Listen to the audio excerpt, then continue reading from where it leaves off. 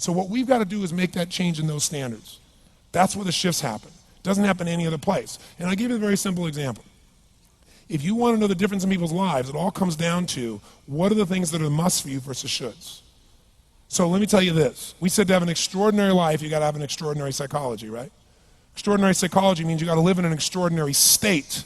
To be in an extraordinary state, you got to condition your nervous system, your body, your physiology and focus to be at their best. Do you agree with this? Yes or no? Then to do that, though, you can do that. Why doesn't everybody? It's not because you can't. We all have the ability. It's because of our standards. I remember a time early in my career, I was about 24, and I went to do a seminar in Boston. And in those days, a big seminar for me was like 125 people. And it was a 3-day seminar, and we worked around the clock, and people made such extraordinary changes in their life. And at the end of it, I was feeling so fulfilled. I was thinking, my God, I'm 24, maybe 25 at the time, and I am so happy because I have found my mission in life. I'm doing what I love. It's making a difference in people's lives. This is extraordinary. So we finished about midnight on the Sunday night. And around midnight, I'm still wound up, so I don't feel like going to bed. So I decided, okay, let me take a walk here, and I decided to go through Copley Square. If you've been through Copley Square, it's a pretty neat place. Because in Copley Square, you can look up and you can see buildings that were here before we were known as the United States, and beside them you see skyscrapers that are new. It's a pretty cool place. So I'm walking around midnight on Sunday night. There's nobody in Copley Square midnight on Sunday night. And I'm walking along, and I see this guy in the distance, and he's kind of stumbling back and forth between the gutter and the sidewalk. He's got a long trench coat on, his head's down like this. He's holding a brown bag, and I can start to smell him even before I get there, and I'm thinking, this guy is obviously drunk. And as I started to get closer, I thought, I bet he's going to beg me for some money. And sure enough, whatever you focus on life tends to happen, doesn't it? So sure enough, he gets real close to me, and I thought all of a sudden he wasn't going to do it, and all of a sudden he popped his head up. It was really weird. He went, "Mister!" He had this really bizarre looking sounding voice. He went, "Mister, could you loan me a quarter?" And I thought, do I want to reward this behavior?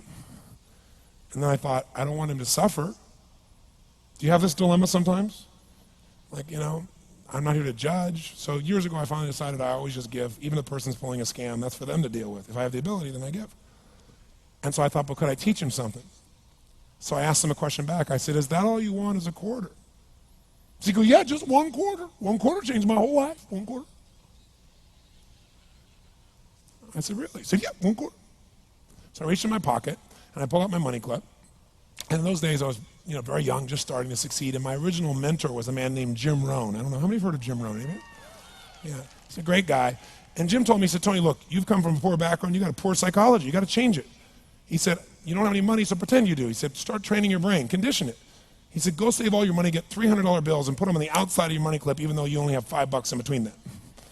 So every time you put it out, you'll see that, you'll feel inspired, you'll feel better. He said, and you'll feel better, you'll do better. So I was like, okay. So I did. So I pulled my money clip, and sure enough, I got $300 bills in. I made sure he saw the bills. So I'm tearing through that, right? Looking in between there to see if I can find some change. But I made sure he saw it. Sure enough, he's looking at the $100 bills, checking it out. I find the quarter, I pull it out, take the money, put it in my pocket. I notice he's watching my hand going into the pocket. I took the quarter and I looked at him and I said, sir, life will pay any price you ask of it. And I gave him the quarter. And then something really interesting happened. He took the quarter. He looked at the quarter. He looked at me. He looked at my pocket. He looked back at the quarter, looked at me, looked at my pocket, looked at me again, looked at the quarter, looked at my pocket, looked back at me and said, you're weird. And then he shuffled on off like this, right? And I thought to myself, wow, what's the difference between him and me? I mean, I was 24, 25 at the time, doing what I love most, have my mission in life, and he's in his early 60s, drunk on the street begging for quarters. What's the difference? And I thought, well, maybe God's blessed me because I'm such a good person. I thought, oh, and he's such a bad person, that's such bull. And I thought, wow, maybe the answer to that question is what I just told him. Life will pay whatever price you ask of it. But you know what's interesting? You got to ask intelligently. In the Bible it says, ask and you shall what? Yeah, pretty good formula. You ought to look into it. But you know what? It says, ask and you shall receive, but I'm sure it meant ask intelligently. I'm sure that's what God meant. I'm sure he didn't mean bitch and you will receive. Whine and you will receive. I don't think that was the instruction. Now, if you were going to ask intelligently, there might be 5 elements of that. Number one, you'd have to ask specifically, wouldn't you? You wouldn't ask in a general way. People do it all the time. They go, I want more money. Fine, here's $1, get out of here. Very often, you're getting what you're asking for. You're just not aware of how general you're asking. Clarity is power. The more clear you are about exactly what it is you want, the more your brain knows how to get there. Your brain is a servo mechanism. It's like a bomb. Those bombs, those missiles, they have a servo mechanism. So if the target moves, it knows what the target is, it follows it. Your brain, when you condition it, knows exactly what to go for and it'll find a way to get there. Did you ever buy a certain outfit or a certain car and suddenly see that car outfit everywhere? How many of you have had that experience? Say, aye. How come that car outfit's everywhere? It always was everywhere, but now you notice it. And the reason is because there's a part of your brain called the reticular activating system, the RAS. That part of your brain determines what you notice and what you don't notice. Your brain spends most of its time trying to make sure you don't notice because you'll go crazy if you notice everything. But when you decide what's most important to you, your brain goes after it. Everyone I know who's successful builds what I call an RPM plan. An RPM is built on the metaphor that the way to get from where you are to where do you want to go to the fastest is you got to build power, like in a car, RPMs. And the R stands for they know the result they're after. They know what they want precisely.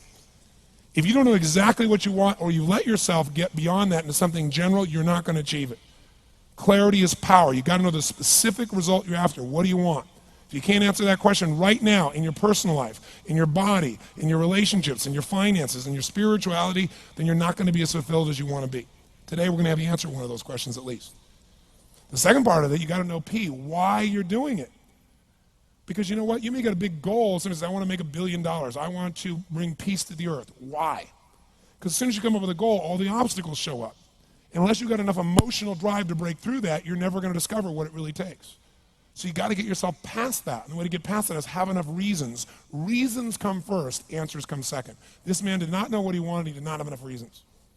To ask intelligently, you got to ask specifically. To ask intelligently, you got to know why you want it, have enough drive to make it happen, enough juice to make it happen. If you don't have enough reasons, you will not make it happen.